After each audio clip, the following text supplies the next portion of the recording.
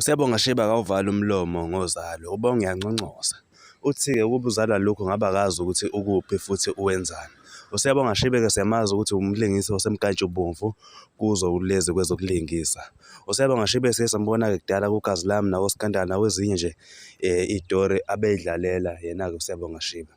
Uthi indawo ayidlalile yokuba uQhabanga iyona emenze wabuya waziwa futhi nabantu abamaziyo kudala bemkhumbula ukuthi hayibo le ndoda isakhona bengalokhu beba nemibuzo nje yokuthi siwashonaphi uSiyabonga Shibe.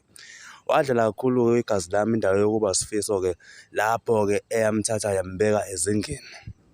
USiyabonga Shibe uke waba nenkinga yey'dakamizwa-ke. Lokho kwakumenza ukuthi wanyamalala futhi sangabe sambona negama lakhe lathi wehlelwa yisithunzi kancane. UZalo-ke lumthathile-ke lamthintitha-ke lambeka endaweni.